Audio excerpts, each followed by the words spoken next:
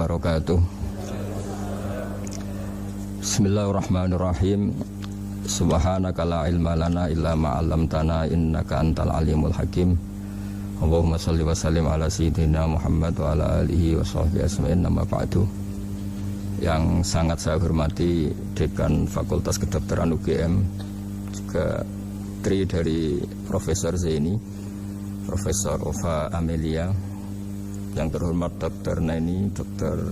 Profesor Dr. Madharina Zulia, dan semua yang hadir, termasuk teman kami Dr. Zulfikar, semua teman-teman kru, semua yang dari UGM, semua pendengar yang sangat saya hormati. Saya tidak akan cerita tentang perspektif kesehatan karena ini wilayah yang menangani kesehatan. Mereka lebih spesifik, lebih tahu. Tapi saya akan cerita tentang sejarah kurban. Tanggal 17 Juli yang lalu kami pas sowan Pak Quraish Shihab. Beliau adalah teman Profesor Zaini, abahnya Mbak Ova ketika di Al-Azhar. Ketika Profesor SMA di sana, Pak Quraish, itu Pak Zaini kakak angkatannya. Jadi dekat sekali, dan alhamdulillah kemarin Mbak Najwa juga sambung langsung sama Profesor Ova lewat adik saya, Mama itu. Dan ini itu Bufa, sangat penting ya. Jadi kalau dalam tradisi agama itu silaturahim adalah menyambung sesuatu yang seharusnya tersambung.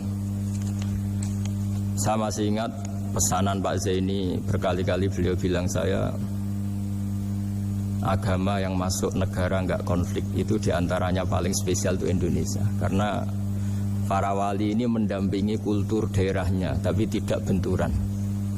Misalnya kalau orang Jawa dulu pakai sesajen di sawah-sawah, katanya dimakan penunggunya. Ya penunggunya sawah itu kalau dulu ya pikirannya itu makhluk gaib. Di era modern ya penunggunya itu ya kambing, ayam itu. Jadi ya memang yang makan itu akhirnya. Tapi dulu itu aneh, diistilahkan dimakan penunggunya. Kalimat penunggu itu apa ya gak jelas, apa dengan tanda petik, apa penunggu betul gak jelas. Wali-wali datang tidak mengkafirkan itu, tapi terus dirubah jadi sedekah ke tetangga-tetangga. Jadi kultur itu gak dilawan, tapi cukup diubah. Jadi makani demit menjadi sedekah ke tetangga. Nah cerita kurban juga seperti itu. Dulu tokoh-tokoh Quraisy, penunggu Ka'bah, itu dulu sudah ndak tauhid, sudah musyrik kalau dalam bahasa agama. Itu di mana-mana termasuk kebutuhan pokok manusia itu kalau kumpul-kumpul itu makan-makan. Itu mulai dulu. Terus korbannya itu ya pasti perempuan mulai dulu. Jadi hanya bagian masak, boleh makan nanti ngenteni luyan itu, ngenteni bekas-bekasnya. Sehingga yang nyortir Abu Jahal CS itu. Jadi yang kurban harus hewannya bagus, spesial, bahkan nggak boleh dikawinkan. Hewan yang mau dikorbankan itu nggak boleh dikawinkan, nggak boleh pernah dikendarai, nggak boleh pernah dipakai bajak sawah dan sebagainya. Semuanya serba spesial. Nanti dikorbankan di Ka'bah, yang dijual Ka'bah. Nah pertanyaannya, Ka'bah ini nggak pemakan daging, yang untung ya ketua-ketuanya ini. Karena Ka'bah tidak doyan daging. Dan itu ya di atas namakan Allah, ini demi taqarrub ila Allah, demi. Sehingga mereka bilang waqalu hadhihi an'amu wa harsun hijrul la yat'amuha illa man nasa'u bisamihim. Ini hewan kurban harus spesial, dan yang berhak makan hanya orang-orang spesial, yaitu para penunggu Ka'bah, para sadanatul bait. Tapi karena mereka sudah tidak benar, tidak jujur, Islam mau merubah tradisi itu. Tapi kalau tradisi itu dirubah, maka Islam akan terkenal pelit, karena dari acara makan-makan menjadi tidak ada makan-makan. Jadi kadang kebenaran itu harus diganti dengan sesuatu yang tidak ekstrim, karena tadi dari acara makan-makan menjadi sama sekali nggak makan-makan. Maka terus diganti oleh Islam dengan kalimat udhiyah, dengan kata kurban. Nah kenapa itu harus terjadi? Karena kurban itu sebetulnya syariatnya Nabi Ibrahim, di mana orang Mekah itu memang turunan Nabi Ibrahim, sehingga sisa-sisa makan-makannya masih. Cuma mulai ada melenceng, ada sesajen, ada khurafat, ada bid'ah. Kemudian itu mulai masalah. Terus Rasulullah Muhammad SAW datang ingin benahi itu. Tapi yang dibenahi adalah menghilangkan kemusyrikannya, bukan makan-makannya. Akhirnya diganti oleh udhiyah. Nah, kenapa ada kurban? Kalau dalam banyak literatur, Nabi Ibrahim alaihissalam itu nabi yang paling, dengan tanda kutip, mengklaim kalau beliau itu orang paling sayang kepada Allah, paling dekat kepada Allah. Nggak ada yang dicintai selain Allah. Beliau memaklumatkan itu baik secara lisan maupun di gemuruh hatinya, di bisikan hatinya, di detak jantungnya, pikirannya seperti itu. Pas itu beliau belum punya putra karena beliau termasuk lambat punya anak. Suatu saat ditakdir punya putra, yaitu Ismail. Pas seneng-senengnya jalan, pas seneng-senengnya punya anak, sama Allah disuruh nyembelih. Anak kamu harus kamu sembelih. Ibrahim kaget. Kenapa ya Allah? Kamu adalah orang yang sering ngomong bahwa yang paling kamu cintai saya. Tapi setelah ada anak kamu, kayaknya enggak. Protes Nabi Ibrahim, Pak. Yang benar Gusti, iya harus anak kamu. Karena beliau kadung janji, kadung komitmen yang paling dicintai Allah, tidak ada yang lain. Saya akan mencintai engkau ya Allah, meskipun harus mengorbankan anak saya. Singkat cerita terus disyariatkannya kurban itu. Ketika Nabi Ibrahim berkomitmen melaksanakan perintah itu, Ismail juga mau nurut, bersama Allah diganti oleh hewan kurban yang bernama kambing itu. Sehingga versi cerita itu bahwa Allah akan maklumi ketika orang mencintai Allah secara serius, bersamaan dengan itu orang juga mencintai anaknya dengan proporsi masing-masing. Itu di khazanah-khazanah yang saya baca. Versi kedua, tapi ini nanti nggak perlu dipertanyakan. Nanti kalau UGM tanya itu versi yang paling baik, yang paling benar gimana? Yang tanya juga bid'ah, yang jawab juga bid'ah nanti. Karena itu wilayah yang kadung terjadi. Jadi kalau dalam ilmu hadis itu, kalau kadung terjadi, mau kamu unggulkan yang mana, tetap saja yang terjadi hanya satu, mau kelewat. Beda dengan istihad solusi.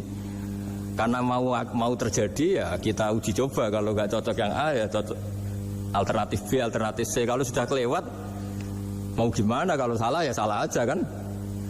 Versi kedua begini, semoga versi kedua ini yang benar. Kalau ini benar, keren. Nabi Ibrahim itu memaklumatkan diri. Kalau dalam bahasa Arab itu iddia itu mengklaim bahwa dia adalah orang yang paling sayang terhadap makhluk Allah, semua hamba Allah. Terus beliau diterbangkan ke langit. Ya karena UGM ini lembaga akademik, nanti saya baca teksnya. Kalau bahasa Arabnya itu takbirnya. Diterbangkan ke langit, ke alam malakut. Ya tidak usah ditanyakan cara terbang gimana, nanti ribet nanti itu.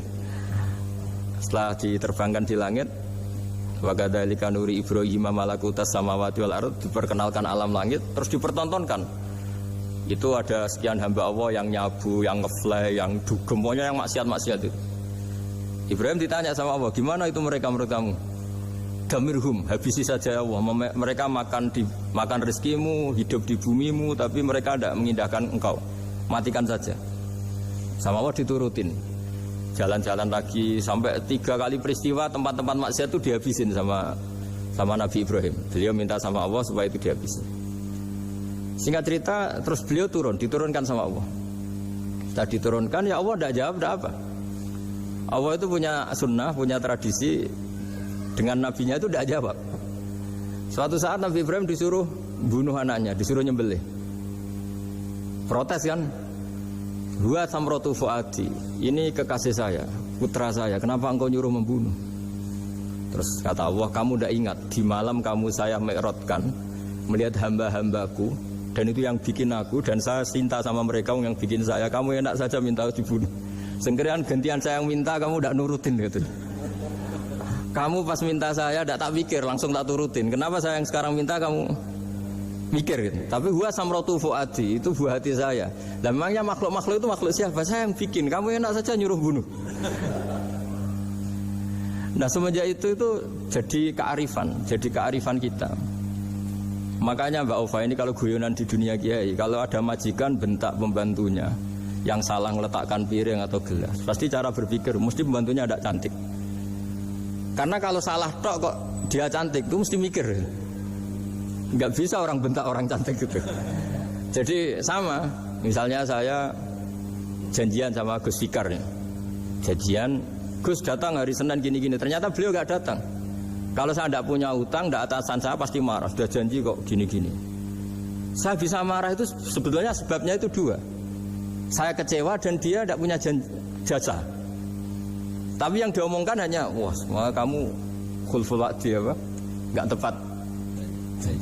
Coba kalau ini atasan saya jadi dosen karena beliau misalnya. Saya punya utang beliau.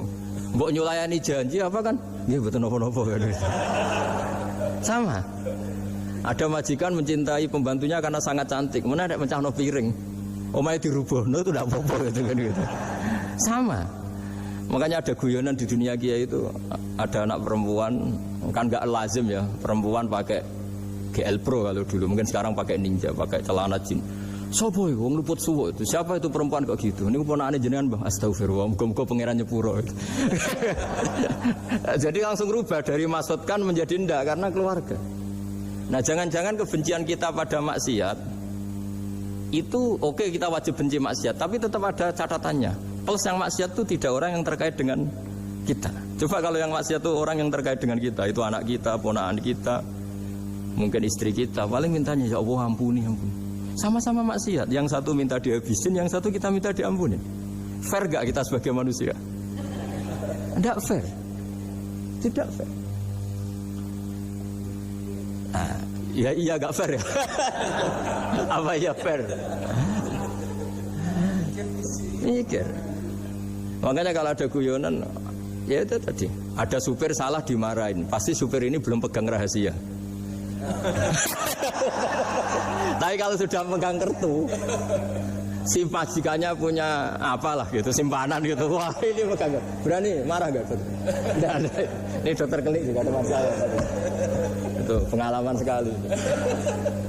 Jadi itu guyonan kiai. Makanya jadi manusia itu gak pernah adil sebenarnya. Makanya Allah pernah mensifati manusia itu bakanal insanu zaluman jahula. Manusia itu sangat zalim dan sangat bodoh. Kalau misalnya jenengan tanya, orang soleh pun itu gimana? Orang soleh asal manusia tidak nabi, itu ya mesti ada zalimnya. Makanya kalau dalam kitab Hikam diterangkan, kitab Hikam itu kitab yang olah manusia. Itu menyebut begini, manusia itu siapa? Dijawab, manusia itu mangkanat mahasinuhu masawiyah. Orang yang ketika baik saja salah, apalagi ketika salah. Kita misalnya punya toko laris itu, doanya mustajab, laris, pembelinya banyak, kualitasnya bagus. Pasti ada toko sekeliling yang megap-megap karena orang sekarang ke kamu kan gitu. Sama di kampus ya gitu, kalau ada kampus besar yang lain pasti kemahjub, terhalangi karirnya di semua. Sehingga orang supaya terus merasa salah, Rabbana dzalamna anfusana, meskipun kita sedang benar pun. Saya termasuk kiai yang kalau ngelepas haji, mungkin yang haji itu mangkel. Karena saya tidak pernah muji-muji haji, meskipun saya melepas orang haji. Umumnya kiai kalau ada orang haji kan dilepas haji mabrur, tidak ada lain balasan kecuali surga. Saya itu karena pernah kecil, pernah dengerin masyarakat. Itu ngenes ketika si kiai pidato tadi ternyata ngenes. Ngenesnya seakan-akan surga itu hanya milik yang haji. Wah, nak koyo kula sepundi Gus wong kula ora kelar kaji. Semenjak itu setelah saya jadi kiai ya dendam juga. Akhirnya setelah saya jadi kiai kalau ngaji, orang yang haji mabrur balasannya surga, orang yang fakir sabar juga surga, orang yang sering dimarahin istri juga surga. Katanya pokoknya surga terus. Sampai yang mau haji itu, Gus gimana kok bahas kita kok sama dengan mereka? Ya karena saya ada ulama pesanan kata saya gitu. Jadi artinya gini, ketika Anda muji ibadah haji, jangan kira yang ngenes tidak banyak, yang ngeluh juga banyak karena mereka ada takdir gak mampu haji. Itu hebatnya Islam. Islam juga datang dengan solusi-solusi. Misalnya Jumatan itu hajinya orang miskin, orang yang ingat Allah mulai subuh sampai matahari terbit juga sama dengan umroh. Jadi karena tidak semua orang itu mampu haji. Jadi itu Islam. Jadi nanti tak bacakan, jadi versi kedua itu Nabi Ibrahim diperingatkan Allah bahwa tidak seperti itu cara mengelola hambaku. Nah, Islam ini kata Allah anit tabi' millata Ibrahim hanifa. Referensinya Islam, mentornya Islam itu Nabi Ibrahim. Sehingga kita alhamdulillah punya sejarah wali songo. Saya punya orang tua Kiai Nur Salim itu sayang sekali sama umat, Mbah Mun juga gitu. Saya sama Profesor Zaini itu sudah mulai tahun 2000, terus setiap hari ketemu juga nggak pernah kecewa. Beliau itu pernah disalahpahami, mungkin Bu Ova belum dengar ini. Pernah disalahpahami karena beliau itu tangan kanannya kan agak kuat. Jadi kalau ngambil papa itu pakai tangan kiri. Itu pernah disalahpahami ya, mungkin orang hasud karena tidak mengkonfirmasi langsung mengklaim beliau itu kiai profesor kalau apa-apa pakai tangan kiri. Kira-kira pertanyaan sunnah rasulnya mana kan gitu. Beliau itu ya hanya corong Jawa itu berambang, agak nangis tapi tidak sampai keluar air mata tapi berambang. Terus beliau bilang gini ke saya, nah, seharusnya gimana Mas Pak? Ya kalau Pak Zaini ingin jadi wali ya tidak usah menjelaskan. Kalau Pak Zaini ingin menjelaskan berarti ingin diakui makhluk. Tapi kalau nggak dijelaskan mereka salah paham terus. Tapi cepat jadi wali karena sudah mulai mengabaikan apa kata mereka. Tapi kalau menjelaskan ya enggak. Ya lama jadi walinya, tapi bagusnya orang nggak salah paham. Aja ini tertawa-tawa dok. Jadi wali apa enggak? Jadi saya tuh lama sekali sekamar dengan beliau ada di Badan Wakaf ya Mas Fajar ya. Badan Wakaf yang atas itu kan dulu tempatnya Pak Rektor kan kosong. Nah itu kita tempati sama Pak Zaini bertahun-tahun, tiap hari diskusi. Dan nggak pernah ceritanya beliau itu penting, karena seneng guyon. Memang khasnya ulama itu seneng guyon. Kemarin saya ketemu Pak Kures, beliau cerita, saya ini punya idola Gus Pak. Kalau manggil saya Gus kadang ya Pak. Dulu beliau doktor filsafat, lama-lama jadi Syekhul Azhar. Itu kalau ke kuliah pakai bis, ya. kata Pak Kures pakai bis. Suatu saat di Al Azhar itu kan beda dengan di yang lain ya, agak-agak modern. Si gurunya ini, beliau itu karena banyak yang berdiri, beliau duduk, ada perempuan berdiri, terus yang lelakinya berdiri, terus jatah duduknya dikasihkan perempuan. Perempuannya itu pakai pakaian yang agak minim, agak seksi lah, agak minim. Terus si Syekhul Azhar tadi saat itu belum Syekhul Azhar, punya 2 permen. Ini ceritanya Pak Kures punya 2 permen, terus yang satu sudah dibuka, yang satu masih bungkusan, masih ditawarkan. Silakan Mbak, kamu milih yang mana? Milih yang masih itu. Padahal bukanya itu supaya lebih gampang. Ternyata milih yang masih bungkusan. Kenapa Mbak? Ya ini lebih steril karena pakai bungkus. Oh iya. Itu pelajaran itu. Terus Pak Kures nantang saya, Gus Pak punya enggak cerita tandingan? Wah kalau saya kebalikannya Pak. Di kereta itu ada Cina, enggak khitan ya. Ketemu sama kiai kampung. Kenapa khitan? Enggak khitan juga sama gini-gini gitu. Terus dikasih pisang. Terus dimakan, dikupas dulu. Kok udah langsung aja. Terus kata Pak Kures, nah ternyata sama Pak Zaini sama Pak Kures itu dibalik ke profesorannya. Ceritanya itu ya guyon terus. Karena memang agama ini itu kalau masalah kebenaran itu serius, tapi di balik kebenaran ini yang perlu dicatat oleh semua yang mencintai agama ini, bahwa Allah itu tidak butuh taat kita, dan Allah tidak akan gagal sebagai Tuhan karena maksiat kita. La tanfa'uhu ta'atuhum wa la tadurruhu maksiatuhum. Allah tidak akan ngefek ketika semua orang taat ya gak ngefek, semua orang maksiat juga gak ngefek. Karena Allah ini zat yang punya eksistensi sejati, sehingga hubungan kita dengan Allah itu nggak ngefek ke Allah, tapi ke kita sendiri. Sehingga mereka lebih rileks karena nggak merasa harus mati-matian bela Allah. Allah tetap Al-Qayyum, zat yang bisa berdiri sendiri. Sehingga di kitab-kitab itu ada bab namanya Mizahun Nabi, guyonan-guyonan Nabi. Itu ada babnya sampai di kitab Ihya, di kitab banyak lah gitu. Masyhur itu suatu saat ada orang sepuh sowan ke Nabi karena sudah sepuh. Beliau pamit lah, kira-kira jam segini pamit, ya Rasulullah saya mau pulang karena nanti kemalaman. Karena beliau jalan kaki yang orang sepuh. Kata Nabi, dah tenang saja di sini, nanti pulang kamu udah jalan kaki. La ahmilan naki alab ninakoh, nanti kamu tak naikkan anaknya unta. Pikirannya orang sepuh tadi namanya anak unta itu ya kecil. Wa ma fa'altu bibninakoh, apa yang bisa saya lakukan dengan anak unta? Sudah, tenang saja. Setelah beliau ngaji lama, ya dikasih unta tua itu. Silakan kamu bawa unta saya ini. Ini kan unta tua, ada anak unta. Ya meskipun tua ya anaknya unta kata. Ya tapi cerita saja. Meskipun tua juga anaknya unta. Jadi agama itu rileks. Nabi Ibrahim kembali lagi ya karena syariat Ibrahim. Nabi Ibrahim itu pernah minta supaya nyawanya itu diperpanjang karena beliau umumnya orang itu kan ingin nyawa panjang, ingin umurnya panjang. Beliau yakin penting nyawa panjang, umur panjang. Allah tidak jawab gak apa. Suatu saat ada tamu, orangnya itu sepuh sekali. Nabi Ibrahim karena orang yang sangat menghormati tamu dikasih kurma, apa itu? Anggur. Itu setiap dimakan dikunyah meler lagi keluar. Karena sudah sepuh, nggak ada giginya, dikunyah keluar lagi. Itu jawabnya Nabi Ibrahim, ya Allah, masuk lagi ke kamar, sholat lagi, mengcancel doa panjang umur. Katanya Ibrahim, oh jenengan jawab toh. Gitu. Artinya kalau ingin tua sekali ya nasib kamu kayak itu gitu. Jadi karena beliau tahu itu jawaban terus masuk kamar, oh jawab tuh Gusti jenengan terus membatalkan doanya. Itu Nabi Ibrahim. Kalau orang sekarang enggak, ndonga ngarani, ya tua ya tetap sehat, tetap wah itu. Itu lebih ribet itu. Iya, jadi karena doa itu kalau nggak diperjelas itu ya repot. Ini cerita supaya kita berislam itu ceria.